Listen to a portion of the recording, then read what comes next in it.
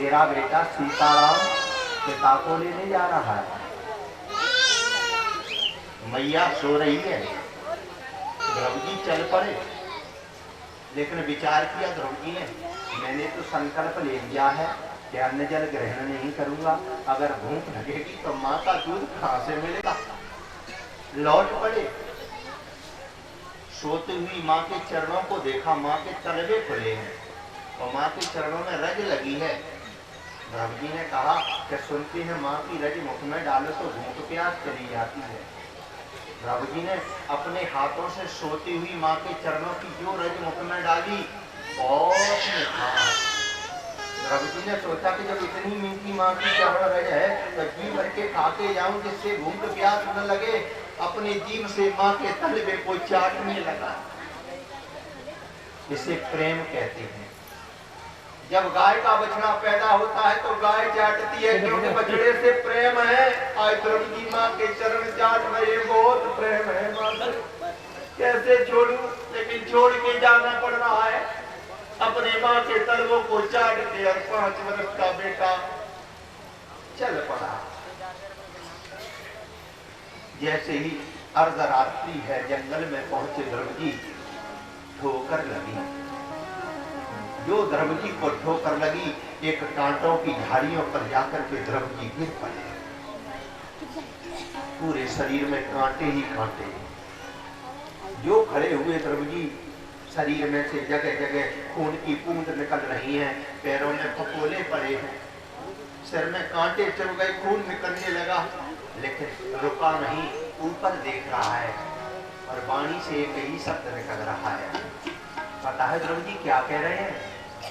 सीताराम के बिना, राधे श्याम के बिना, मेरा जीवन अधूरा घन। राधे श्याम के बिना, सीताराम के बिना, राधे श्याम के बिना, वो मेरा जीवन अधूरा घन। श्याम के बिना, वो मेरा जीवन अधूरा घन। श्याम के बिना। रवि की वाणी से एक ही नाम निकल रहा है। रात्रि के ठीक 12 बज रहे हैं। या निशा सर्वभूतेषु तस्याम जागरत संयमी। जो भगवान के कानों में ये शब्द गए, खड़े हो गए, मेरे दीनानाथ, मेरी नींद को किसने जगा दिया? कौन बुला रहा है? भगवान ने तीसरा नेत्र खोल करके देखा, 5 वर्ष का बेटा अंधेरी रात में जंगल में खड़ा है, सारे शरीर से खून निकल रहा है, ऊपर की ओर देख रहा है और बस उसकी वाणी से एक ही शब्द निकल रहा है। कौन सा? सीताराम के बिना, राधे श्याम के अधूरा घन। श्याम के बिना। ये कैसा नाम है प्रभु का? जिनका नाम ले खड़ी उर्मिला 14 वर्ष रही। जिनका नाम ले खड़ी उर्मिला 14 वर्ष रही। जिनका नाम ले खड़ी उर्मिला 14 वर्ष रही। जिनका नाम ले खड़ी उर्मिला 14 वर्ष रही। हाँ, जिन चरणों की रज को लेकर, चरणों की रज को लेकर रिस पत्नी तर गई। वो सीताराम के बिना, राम के बिना, वो मेरा जीवन अधूरा घन। राम के बिना, वो मेरा जीवन अधूरा घन। राम के बिना। भगवान दौड़ पड़े, मेरा दीनानाथ दौड़ पड़ा। हरे कृष्ण गोविंद गोपाल माधव मुरारी मुकुंद महेश्वर भोलेनाथ विश्वनाथ काशी निवासी कैलाशवासी अविनाशी जाग गया। दौड़ पड़े। रात्रि के 12 बजे गोपाल के आंखों से आंसू चल रहे हैं। लक्ष्मी ने कहा, स्वामी रो रहे हो? हाँ लक्ष्मी, मेरे से गलती हो गई, मेरा बेटा घोर विपत्ति में पड़ा है, मुझे बुला रहा है और मैं सो रहा हूँ। कैसा पिता हूँ जिसकी संतान रो रही है, भटक रही है, वो पिता सो रहा है। लक्ष्मी ने कहा स्वामी भांग तो नहीं पी ली, अभी बेटा कहां से होगा। हरी लक्ष्मी एक बार देख ले, अगर तुझे ऐसा लगे कि ये बेटा है तो मेरे साथ चलना। लक्ष्मी ने कहा कहाँ है। जो नीचे देखा 5 वर्ष का बेटा, पैरों में पपोले, शरीर में खूनों की बूंद झलक रही है और अपनी वाणी से रो रो के चिल्ला रहा है, मुझे जगत नहीं चाहिए, मुझे संसार नहीं चाहिए। तो सीताराम के बिना, राधे श्याम के बिना, वो मेरा जीवन अधूरा है। श्याम के बिना, वो मेरा जीवन अधूरा है। श्याम के बिना। लक्ष्मी ने जब देखा जिसके 5 वर्ष की उम्र में इतनी साधना, अगर ये कहीं मेरा बेटा बन जाए तो लक्ष्मी अजर अमर हो जाएगी।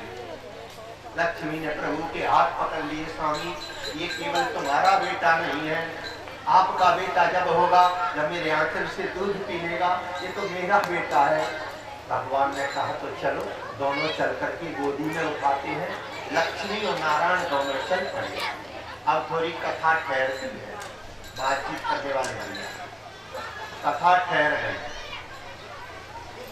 लक्ष्मी और नारायण धर्म जी को लेने दौड़ पड़े। तब तक इस भारत में खलबली मची। चारों शंकराचार्य एक आसन पे आके बैठ गए। जितने भारत के मठाधीश हैं वो इकट्ठे हो गए, जितने भारत में गुरु संप्रदाय है वो सब इकट्ठे हो गए और सबने पंचायत में एक ही निर्णय लिया कि ध्रुव जी और भगवान का मिलन नहीं हो पाए, ऐसा कोई काम करो। क्यों? ये तो गलत बात है। भक्त और भगवान का मिलन हो रहा है, गुरु जी रोक लगा रहे, शंकराचार्य जी रोक लगा रहे। तो कैसे गुरु हो, कैसे शंकराचार्य हो, कैसे साधु हो, भक्त भगवान को मिलने से रोक रहे हो? अरे कैसे पंडित हो, कैसे राम प्रकाश व्यास हो? क्यों सौखा वाले भैया, कुछ भी करो, ध्रुव जी और भगवान का मिलन नहीं हो पाएगा। पूछने वाले ने पूछा क्यों? शंकराचार्य जी ने कहा गुरु सत्ता समाप्त हो जाएगी। अभी तक तो वेदों में लिखा है गुरु बिनु भवनिधि करहि न कोई। गुरु बिनु भवनिधि करहि न कोई। गुरु बिनु भवनिधि करहि न कोई। गुरु बिनु भवनिधि करहि न कोई। वेदों में लिखा है गुरु बिनु भवनिधि करहि न कोई। आज कहीं ध्रुव जी को भगवान बिना गुरु के मिल गए तो गुरु सत्ता समाप्त हो जाएगी, लोगों को प्रमाण मिल जाएगा, अब गुरु की जरूरत नहीं है, बिना गुरु के भी भगवान मिल जाते हैं। फिर हमारा क्या होगा? तो वर्षा है। इसलिए गुरु सत्ता को बचाने के लिए नारद जी को भेज दिया। मिलन नहीं हो पाए, नारद जी चल पड़े, चिल्लाने लगे ठहरो ठहरो, भगवान कब रुकने वाले हैं? भगवान को स्टेशन पर ही रुकेंगे, स्टेशन है ध्रुव। ओ प्रभु ठहरो, नहीं रुके। नारद जी ने कहा कैसे रुकेगा नारायण? भगवान ने कहा खड़े हो रहा हो नारद? बोले बिल्कुल नहीं होंगे। तो कब होगे? बोले हाथ पकड़ के खड़े करो पहले। भगवान ने उठाया, हाथ जोड़ दिए, प्रभु आप ध्रुव जी से मिलने जा रहे हैं, आपके वेद की मर्यादा नष्ट हो जाएगी। आपने ही लिखा है कि गुरु ब्रह्मा गुरु विष्णु गुरु देवो। आपने लिखा है कि गुरु बिनु भवनिधि करहि न कोई, बिना गुरु के भगवान नहीं मिलता। आप ध्रुव जी को बिना गुरु के मिल रहे हो। भगवान हंसने लगे, ओ बाप रे, किसने साधु बना दिया? बोले तुमने। अगर उस दिन विवाह हो जाने देते तो काय के लिए साधु बनते? सो तो चढ़ी चढ़ाई लगो ना भाई, लट रवाए। चुगल हो तो कन्हैया जैसा हो, भगवान जैसा हो, तो की चढ़ी चढ़ाई को लगो लौटवाए दे। धीरज कैसे धरे पास में, ताकि मन को समझावे जा की चढ़ी लगो न। हे भगवान श्री राधे। साधु किसने बनाया बोले तुमने? तो इतना भी नहीं जानता कि गुरु की जरूरत किसे होती है। जो संसार में रहता है उसे गुरु की जरूरत होती है। जो वेदों में रमण करता है उसे गुरु की जरूरत होती है नारद। और जो वेदों से ऊपर उठ जाता है उसे किसी गुरु की जरूरत नहीं पड़ती। ये देख वेदों से ऊपर उठ गया है, 5 वर्ष की अवस्था वाला, शरीर से खून निकल रहा है और मेरे लिए चिल्ला रहा है। इसे गुरु की जरूरत है कि भगवान की जरूरत है? नारद जी ने रो के कहा प्रभु ये सत्य है, ध्रुव जी को गुरु की जरूरत नहीं है, लेकिन आज इस नारद को ध्रुव जी की जरूरत है। भगवान ने कहा तो एक काम कर, जब तक हम अपने बेटे के पास नहीं पहुंच पाए तब तक दौड़ लगा के जा और कान में गुरु मंत्र जल्दी से दे दे, जिससे गुरु सत्ता भी रह जाएगी और मेरा बेटा भी मुझे। नारद जी दौड़ लगाने लगे, दौड़ लगाते लगाते गए। ठहरो बेटा ध्रुव जी। रुक गए। कहाँ जा रहे हो? 3 प्रकार का भय दिखाया। काहे को भोपट में चेला बना है, बिना दक्षिणा का चेला है, इसलिए पहले भय दिखाया 3 प्रकार का। दैहिक दैविक भौतिक तापा। अरे पावरे जंगल में जाएगा, हिंसक जीव जंतु खा जाएंगे, अंधेरी रात है, अभी तो तेरी माँ बिना पति के है, बिना बेटे के रह जाएगी, लौट। 3 प्रकार का भय दिखाया। वो समझने लिखा दैहिक दैविक भौतिक तापा। दैहिक दैविक भौतिक तापा। दैहिक दैविक भौतिक तापा। दैहिक दैविक भौतिक तापा। 3 प्रकार का भय दिखाया। दैहिक दैविक भौतिक तापा। ध्रुव जी ने हंस के कहा ओ बाबा आधी चौपाई तो तूने पढ़ दी, आगे नहीं पढ़ेगा। आगे क्या है? राम ही समान सुत जय हो